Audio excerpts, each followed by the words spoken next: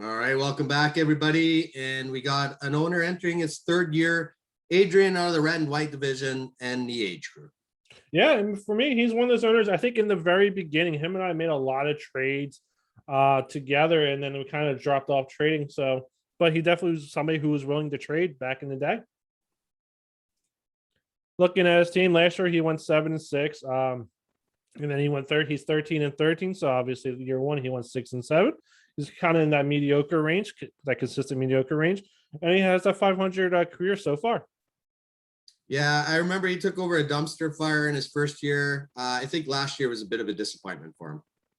For sure. He has Tua and LOC, which LOC is not going to win the quarterback battle, but he might, bearing any injuries, he might take over. He has Hunt, Fournette, Ingram, Brown, Hill, Williams, Jefferson, McLaren, a wide receiver, Thielen, Claypool. Looking at his tight ends, he has Tunyon, Henry, Disley, who I think is actually pretty good at 1, 2, 3 tight ends. And Disley might, even be a flex option. And then looking at his IDPs, I have him ranked, I believe, sixth.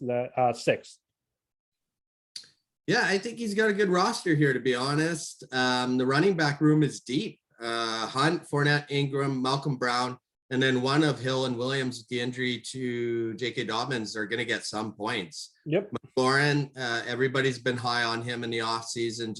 Chase Claypool looks like a great second-year receiver. Tunyon and Henry, like you say, great 1-2 punch. And the linebackers with Edmonds and Singleton, I think they'll put up some big points. So I think it's a solid roster. Yeah, I agree with you there. You gave him an A-. I gave him a B. I know his running back room's solid, but he did take back-to-back tight ends. I don't know. Maybe you take a wide receiver there. Maybe you take Tevin Coleman, who was still available as well. And that's really the only down mark I have in his drafting. Everything else was pretty solid, and I can't really complain about that. Yeah, I gave him an A- because he had limited picks, but he went 2 tight ends off the bat with Tunyon and Henry in round 2 and 3, which I think, looking at the limited picks, he was smart to go with a positional group that there's not many good players. So I thought that was smart on his behalf. Went quarterback in round 5 with Tua, clearly a homer pick, then another homer pick with Malcolm Brown.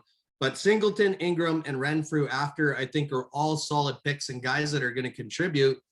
The only criticism I have of his draft and why I gave it an A- was because he went 2 defenses back to back. I forget which round, but I thought that was kind of pointless to do that. No, that's fair. Fair points as well. You have him going 7-6. I have him going 6-7. We still have him finishing, with a mediocre record. So back years in that 6-7, 7-6 range.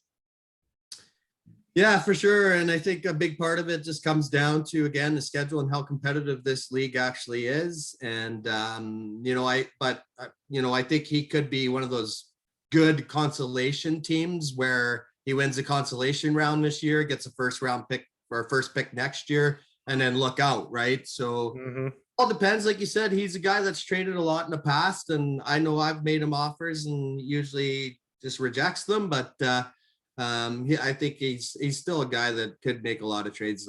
I see him on the waiver wire a lot. So for sure.